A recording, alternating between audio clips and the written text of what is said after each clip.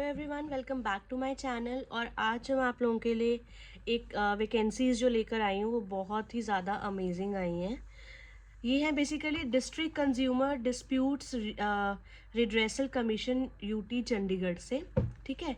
और डिटेल जो रिक्रूटमेंट का नोटिस है और एप्लीकेशन का पूरा प्रोसीजर जो सब कुछ है, उसके लिए मैं आप लोगों को वेबसाइट का पर्टिकुलर जो लिंक है वो प्रोवाइड कर दूंगी अपनी डिस्क्रिप्शन में, आप वहाँ से देख सकते हो। जो बेसिक इन्फॉर्मेशन है इसके बारे में सारी की सारी मैं आपको बता देती हूँ, ताकि आप मतलब पीछे ना रह जाओ इसको फिल आउट करने से, क्योंकि डेट्स इतनी ज़्यादा भी मतलब ज़्यादा भी दिन नहीं बचे हैं इसके लिए, बट स्टिल हैं। बट मैं चाहती हूँ कि आप लोग जल्दी करो, क्योंकि कभी कभी ना लास्ट मोमेंट में क्या होता है कि फंस जाती हैं एप्लीकेशंस हम लोगों की, तो फिर दिक्कत आ जाती है उसमें, ठीक है। तो जो स्टार्ट डेट है सबमिशन की इसके लिए वो ऑनलाइन एप्लीकेशन की है, जो कि शुरू हो चुकी है। अब मैंने ये देखी है एक्चुअली पोस्ट, वो 10 फेब से शुरू हो चुकी है।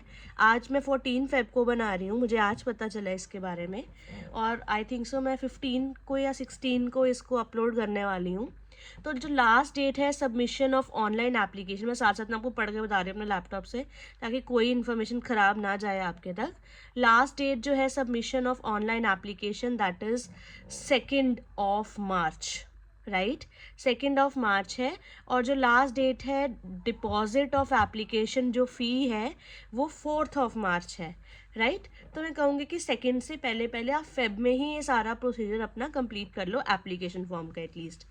तो इन्होंने बोला है कि एक पर्टिकुलर साइट है वो, जो मैं आपको प्रोवाइड करूँगी अपने डिस्क्रिप्शन बॉक्स में, वहाँ से आपको सारी और भी डिटेल्स मिल जाएंगी।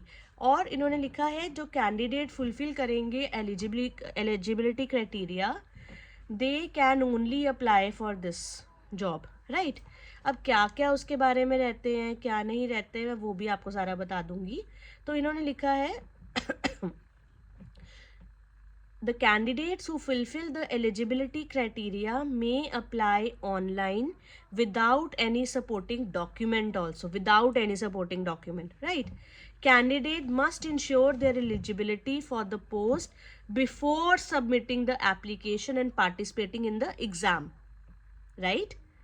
तो एग्ज़ाम से पहले पहले आपको ये सारी की सारी जो क्राइटेरियाज है वो मोस्ट प्रॉबेबली फुलफिल करना है।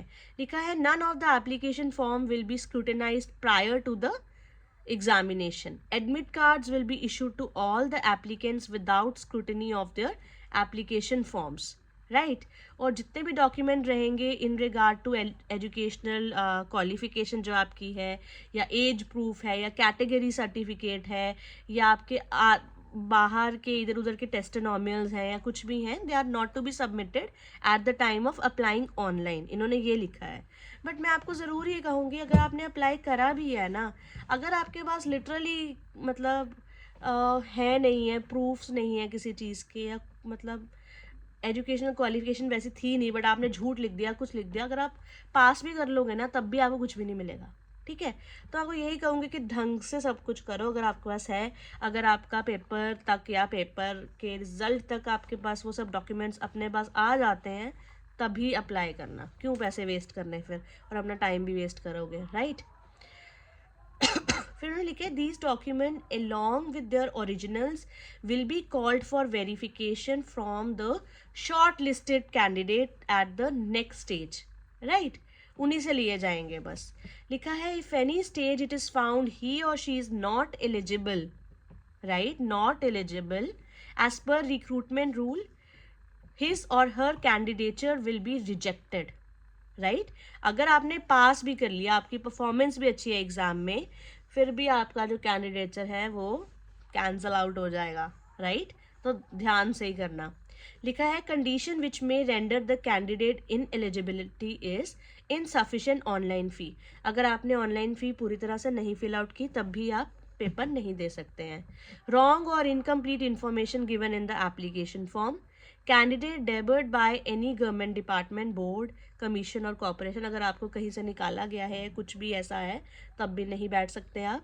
Candidates who have not fulfilled any of the eligibility criteria including those of the age also, है ना, जो कि एज का क्राइटेरिया रहेगा वो भी फुलफिल नहीं किया होगा तब भी दिक्कत आएगी आप लोगों को, तब भी वो आपका कैंसिल कर सकते हैं, राइट।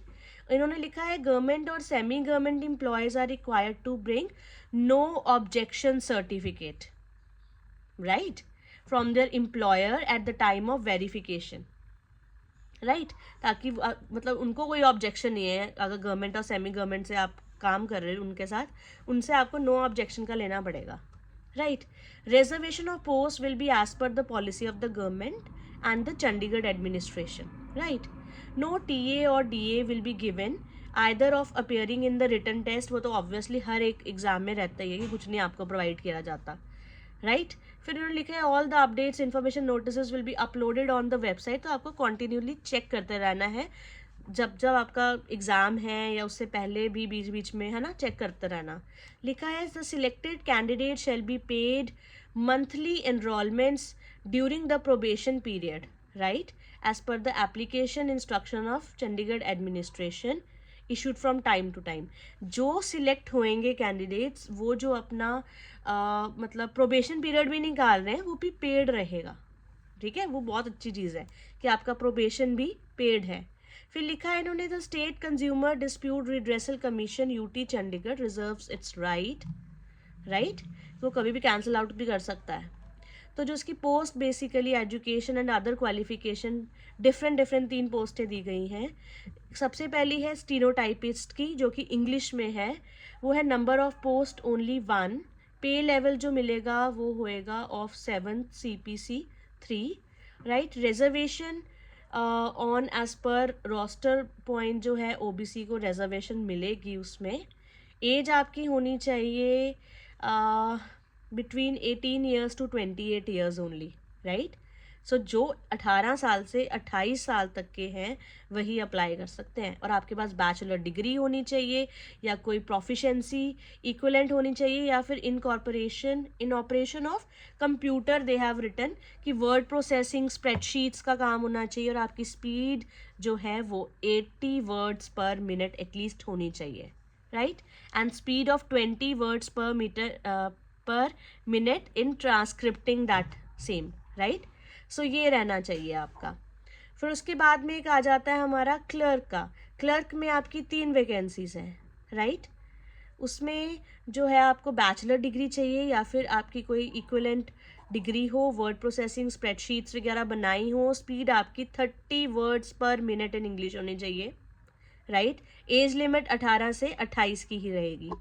एक दूसरा भी अगर एडल्ट की क्लर्क की 2 और वैकेंसीज हैं, उसमें आपको बैचलर डिग्री होनी चाहिए, वही प्रोफिशेंसी वर्ड प्रोसेसिंग स्प्रेडशीट्स, है ना, और speed of 30 words per minute in English type writing होना चाहिए, राइट. सो ये था सारा का सारा. और इसमें इन्होंने लिखा है in addition to educational qualification of all the post candidate must have a certificate of ICT skills. आजकल हर एक एग्ज़ाम आप जितने भी दे दो, है ना, उसमें ICT स्किल का सर्टिफिकेट ज़रूर मांगते हैं, कंप्यूटर स्किल्स का, है ना.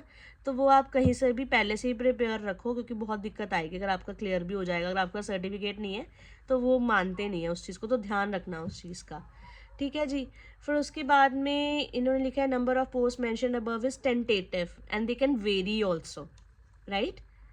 तो इन्होंने एक और चीज़ लिखी है CGPA will be converted into percentage of marks by multiplying the CGPA with 9.5 only, right. कई जगह पर बहुत ज़्यादा कन्फ्यूजन आती है, कई यूनिवर्सिटी से आप पढ़े होते हो बैचलर डिग्री में कि आपका ना 10 से मल्टीप्लाई करते हैं, बट ये कह रहे हैं कि हम 9.5 से ही करेंगे. ये एक बार मेरे साथ भी ऐसा हुआ था, जो जहाँ से मैंने पढ़ा था वहाँ पर 10 से मल्टीप्लाई करते थे, राइट. और जहाँ पर मैंने अप्लाई करा था अपनी डिग्री के लिए, नेक्स्ट वाली जो डिग्री थी उसके लिए, अभी मैं आपको रिवील नहीं पूरा करूँगी क्या बात थी या क्या नहीं थी, बट उसमें भी ये प्रॉब्लम आई थी. और उसके कारण जो बनती है ना आपकी शॉर्ट लिस्टेड कैंडिडेट्स की, तो वो आपके रैंक्स चेंज हो जाते हैं और दिक्कत आती है उसमें, ठीक है. तो अब उस चीज़ का ध्यान रखना. उसके बाद में उन्होंने बोला है डिटेल ऑफ रिटन टेस्ट, ये सारी की सारी बताई गई हैं कि उसमें लैंग्वेज प्रोफिशेंसी आएगी, जर्नल अवेयरनेस आएगी, मेंटल एप्टीट्यूड रीजनिंग आएगी, है ना, ये सब चीज़ें आएंगी. और इसके बारे में मैं आपको बताऊंगी अपनी दूसरी वीडियो में, राइट, बिकॉज बहुत लंबी खिंच जाएगी और बहुत ज़्यादा दिक्कत हो जाएगी.